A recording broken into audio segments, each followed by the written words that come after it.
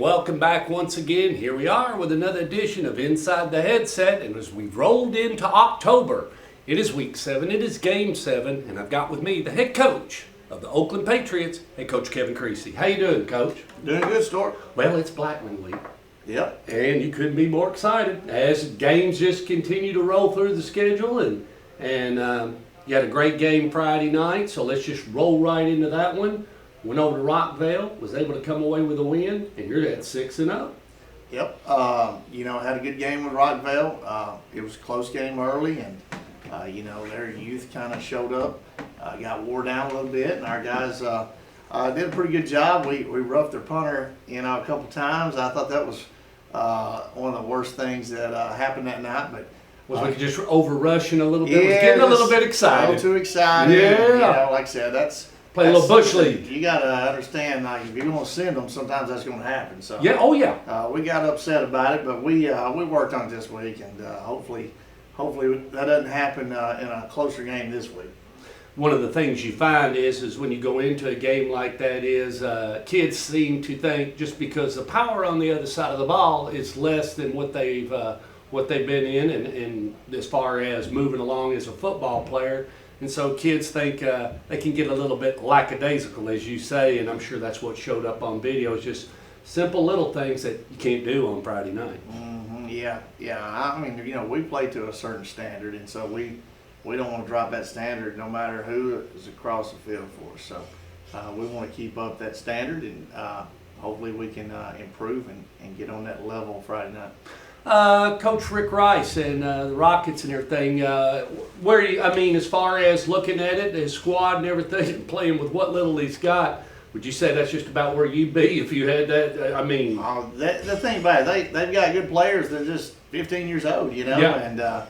And they came over the other night and had a JV game with us, and they played our 15-year-olds and hung with us as good as anybody we've played against all year. So I think that kind of is a good measuring stick, instead of Friday night playing against guys that, played 15 games last year and been in the weight room 2 years longer than they have. Instead of measuring themselves on that, they should measure against our sophomores. And like I said, they did really good against us in the JV game. And then our freshmen, they handled it pretty good, but our freshmen have been handling a lot of people really good. Well, we roll into Blackman week. You got a copy of the video, not my copy, as we always like to say, as you know my integrity. But you got a copy. You traded with Kid Hartsfield. You got some Blackman video. And what's the first thing you look at when you look at the Blaze and their big win Friday night? I interviewed Coach Creasy and I had to live with him for a little while, Coach. But what'd you think, Coach? They're Blackman. They're always going to play Riverdale and Oakland really tough, and it's just like our players. It means more to play our in-county rivals than anybody else. I think for them to come back from 22-3, down 22-3, I think that kind of talks about how they care about each other. They're worried about the team. They could have easily just gave up and quit. But apparently they're doing something over there where they care about each other and they want to win the region just like we do, and they knew that they had to beat Riverdale to do that. And so I'm sure they got the same attitude this week. So, a 22-3 lead, a lot of people would think that would be safe, but just showing their fight, I thought that spoke highly of Blackman.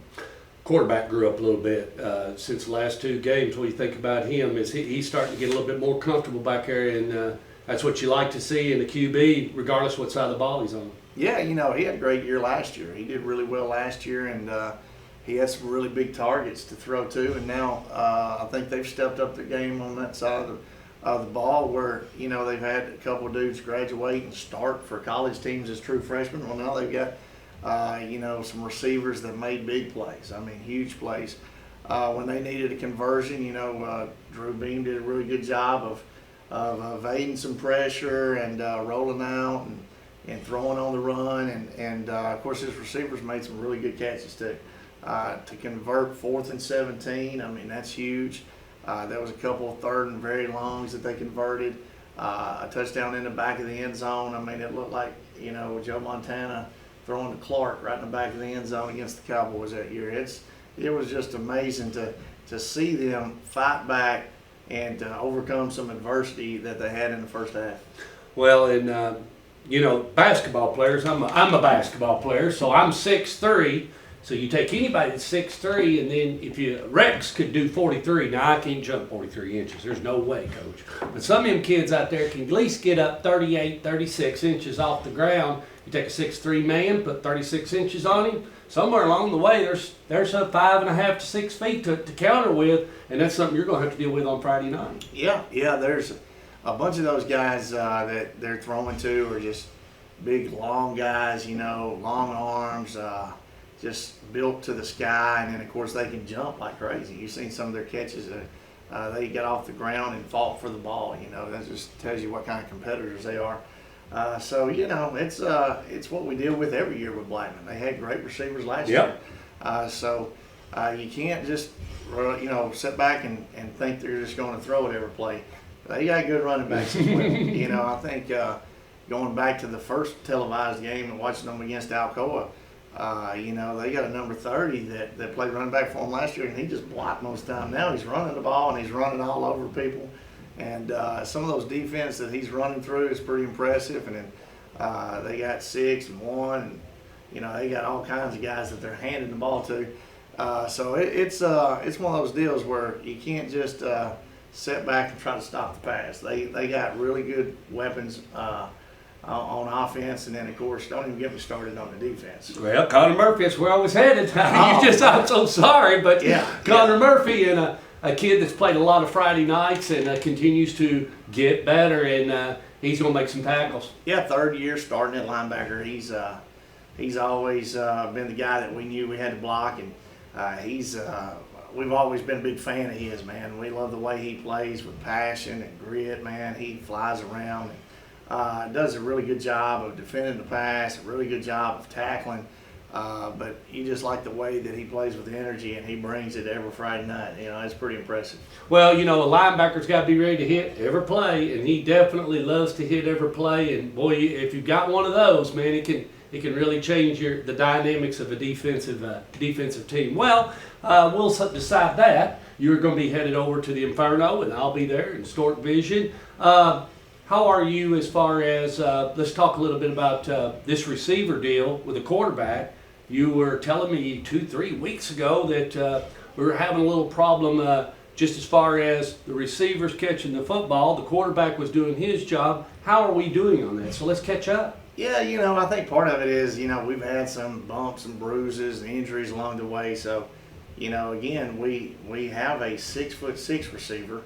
And then when he goes out, we have a 6'1" receiver. And then when he goes out, we have a 5'10" receiver. So that's part of the pains that we're going through is we aren't really throwing to the same guys every Friday night. Okay. And so, you know, more info. Our guys, you know, we hopefully are getting healthy.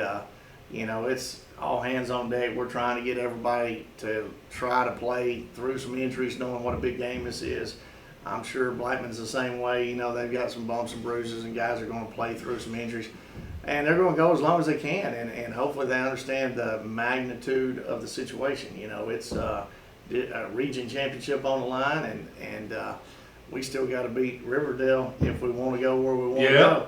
So, you know, it's still you're in your gauntlet. We still got some question marks. Yeah. All right, so we got to take care of this Friday night first, and then Blackman's had a front-end schedule that's really tough, and so it gets a little easier after our game for them.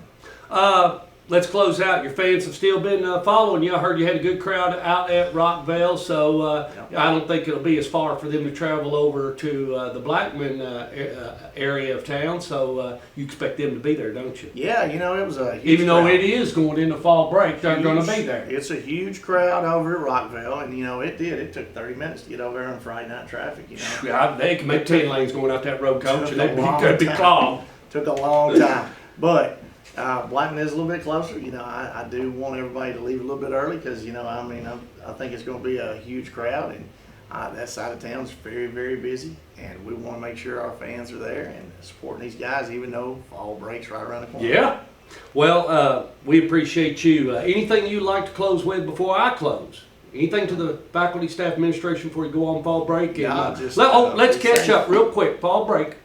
And I know you've got some traveling you're going to do and everything. Let's give the fans what you'll do. So play Friday night. What is kind of tentatively the Oakland schedule as you'll prepare for that Battle of the Borough? Kind of give the kids. Well, I mean, we're going to give them a bunch of days off. Okay. We're going 2 days, and we're going to practice in the morning. So we're going 2 days, and then we give them the rest of the week off. And, all right. We'll come back and see them next Monday.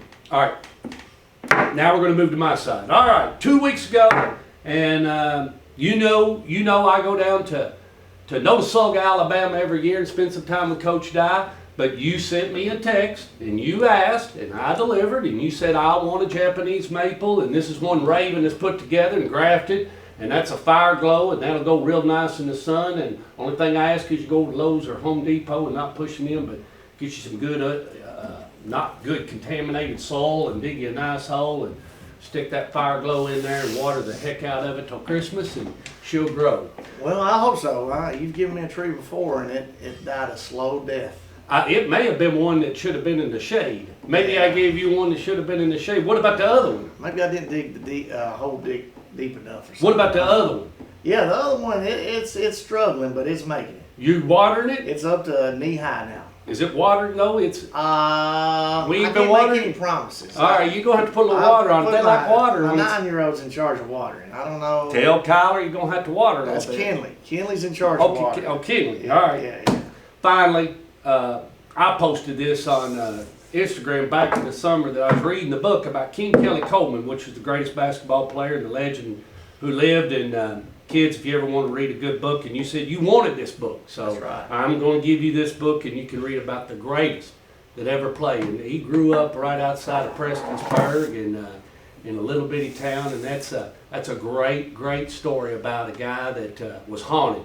And the best part is, Coach, he told them all one night, you all be here because I'm going to score 60 plus. And it was just in a consolation game. Don't ruin the book for me now. Oh, man, it's great. You're going to have to read I that won't. book. I won't read it. I'll forget it before I read it in December.